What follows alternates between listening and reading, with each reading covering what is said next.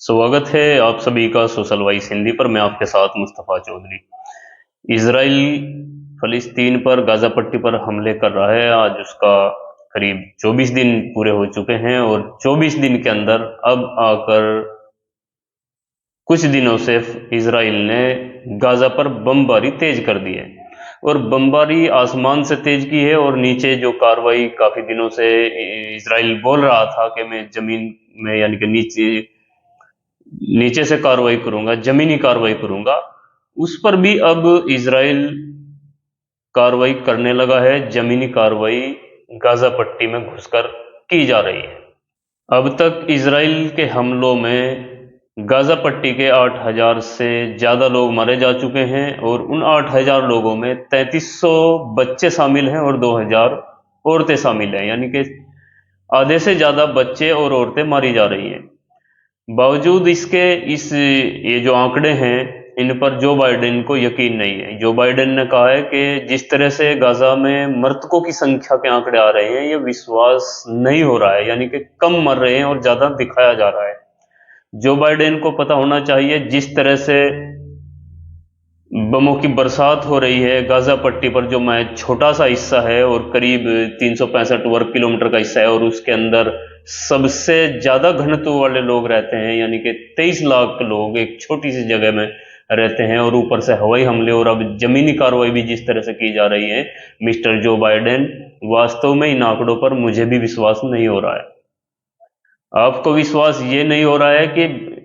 मर ज्यादा कम रहे हैं और ज्यादा दिखाए जा रहे हैं, लेकिन मैं मानता हूं कि नहीं, जिस तरह के हमले गाजा पर किए जा रहे हैं, इस तरह के हमलों में ना जाने कितने हजार लोग मलबों में दबे हुए हैं जिनकी गणना भी नहीं की जा रही है। मेरे हिसाब से मरने वालों की तादाद इससे भी कई गुना हो सकती है। हमले का अंदाजा आप इससे लगा सकते हैं कि 23 लाख लोगों की जनसंख्या में अब तक 14 लाख पूरी तरह से बेघर हो चुके हैं, यानी कि उनके पास रहने के लिए छत नहीं बची, खाने पीने का सामान नहीं बचा। वैसे भी इसराइल ने शुरू से ही गाजा पट्टी की पूरी तरह से जो खाने पीने की सामग्री, पानी, बिजली जो इसराइल के रास्ते होकर आता था या जो बिजली इसराइल उसको सप्लाई करता था, वो पूरी तरह से पहले से ही कट कर चुका है और अब आकर के इंटरनेट भी पूरी तरह से गाजा पट्टी का बंद कर दिया गया है। खाने पीने की वस्तुओं की किल्लत से गाजा पूरी तरह से करा रहा है, भूखा मर रहा है, प्यासा मर रहा है और बावजूद इसके बड़ी जद्दोजहद से, बड़ी मान मनोबल के साथ इजिप्ट के रास्ते अब तक केवल 84 ही राहत सामग्री के ट्रक, 84 ट्रक जिसमें राहत सामग्री भेजी गई है इजिप्ट के रास्ते, वो केवल 84 ट्रक ही पहुंच चुके हैं, जो कि 23 लाख लोगों के लिए आप अंदाजा लगा सकते हैं। इस हालात में जब उनके ऊपर से बम बरसाए जा रहे हैं और नीचे से जमीनी कार्रवाई भी की जा रही है, पूरी तरह से नेस्त नाबूद है, उनके घर डोमलाइज हो चुके हैं, बेघर हो चुके हैं, अस्पतालों में शरण लिए हुए हैं। ऐसी हालात में केवल 84 ट्रक क्या मायना रखते हैं। और मिस्टर बाइडेन जब यूएन में, संयुक्त राष्ट्र संघ में एक प्रस्ताव ब्राजील द्वारा लाया गया जिसमें यह कहा गया था कि युद्ध विराम हो और गाजा के लोगों के लिए राहत सामग्री भेजी जाए, इसके लिए प्रस्ताव आया था, तो आपने मिस्टर बाइडेन, आपका जो प्रतिनिधित्व है यूएन में है, उसके वीटो ने इस प्रस्ताव को एक झटके में गिरा दिया था, ये पास नहीं होने दिया था। आप मौतों की आंकड़ों की बात करते हैं, आप ह्यूमन राइट्स की बात करते हैं। इसराइल ने ये आपको और पूरी दुनिया को ये बता दिया है कि ह्यूमन राइट्स का उल्लंघन, उसकी धज्जियां कैसे उड़ाई जाती हैं, ये पूरी दुनिया को बड़ी आसानी से और बड़ी सबके सामने इसराइल ने पूरी दुनिया को बता दिया है। WHO ने कहा है कि गाजा पट्टी के अंदर अस्पतालों में ईंधन बिल्कुल समाप्ति के कगार पर है, वहाँ ऑक्सीजन नहीं है, मेडिसिन नहीं है, दवाई नहीं है, बावजूद इसके और एक तरह से बिल्कुल समाप्ति की ओर है, ये WHO ने कहा है। यूएन ने, संयुक्त राष्ट्र संघ ने कहा है कि गाजा पट्टी के लोगों का गला घोंटा जा रहा है और इसके बावजूद भी आप लोगों ने प्रस्ताव पास नहीं होने दिया कि वहां पर राहत सामग्री भेजी जाए। फिर से जब एक प्रस्ताव यूएन में, संयुक्त राष्ट्र संघ में लाया गया कि सुरक्षा और कानूनी कदमों को जारी रखा जाए, इस प्रस्ताव के भी खिलाफ आपके देश ने वोट किया है और आपके देश के साथ साथ केवल 14 देशों ने वोट किया है उस प्रस्ताव के विरोध में। 120 ने उसके पक्ष में वोट किया है और 45 देश, जिसमें अपना भारत देश भी है, ना पक्ष में और ना विरोध में वोट किया है, वो एक तरह से इस वोटिंग में शामिल नहीं हुए। जिस तरह से इजराइल अपनी हवाई हमलों में तेजी लाया है, जमीनी कार्रवाई तेज की है, इससे मुझे लगता है कि मैं पहले भी ये अंदेशा जाहिर कर चुका हूं और मुझे अब भी यही अंदेशा है कि अब इजराइल जिस तरह की कार्रवाई कर रहा है और पूरी दुनिया खामोश है, खामोश तो नहीं कहेंगे, कुछ लोग तो खुलकर समर्थन कर रहे हैं इजराइल का और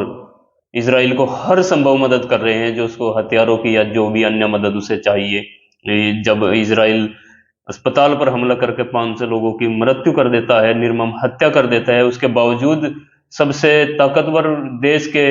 राष्ट्रपति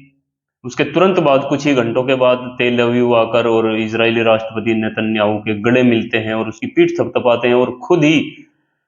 क्लियर कर देते हैं, क्लीन चिट दे देते हैं कि ये हमला इजराइल ने नहीं किया, ये दूसरे पक्ष की ओर से किया गया है। जबकि उसके बाद अल जजीरा ने जिस तरह की फुटेज सामने पेश की, उसमें वो सब सामने आया कि हमला किधर से हुआ था। और दूसरी तरफ कुछ देश हैं जो फिलिस्तीन के पक्ष में आवाज तो उठा रहे हैं, निंदा तो कर रहे हैं, मजम्मत कर रहे हैं, लेकिन जो मदद,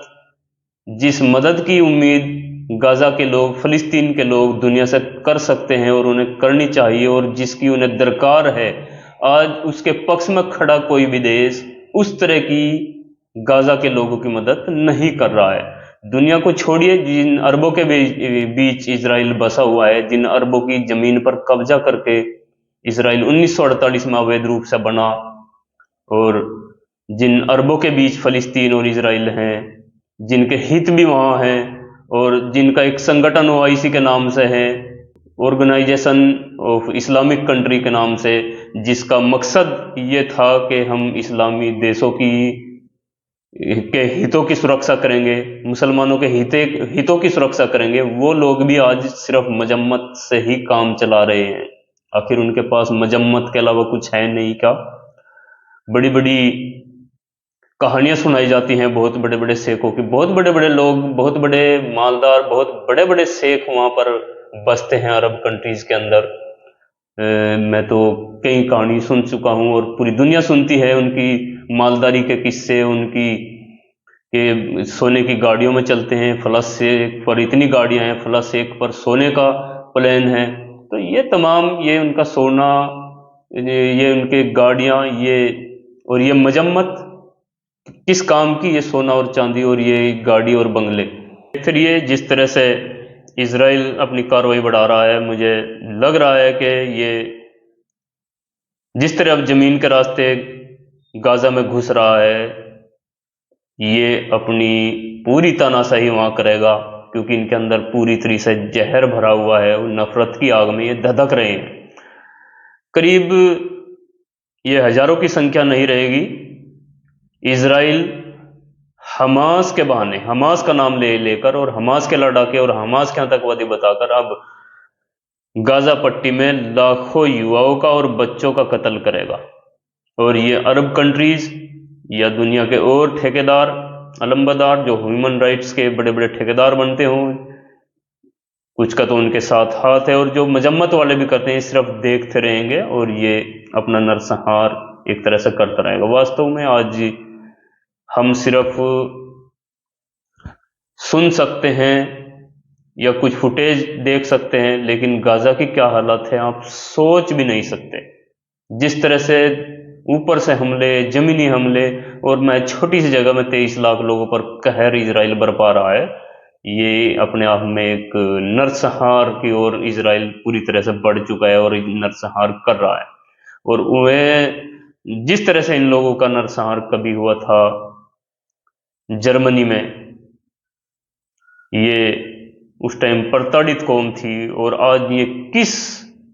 सोच के साथ इतनी प्रताड़ना दूसरों को दे सकते हैं, जिन्होंने भुगता हो। मेरी उस वक्त उनके साथ भी जो हुआ उसके साथ मेरी संवेदनाएं हैं, क्योंकि देखो ऐसा नहीं है कि हम किसी एक मामले को देखकर उसको अगले या पिछले तमाम उसकी उसके साथ जो बुरा घटित हुआ है उसके भी हम बुरे के पक्ष में खड़े हुए, ऐसा नहीं है।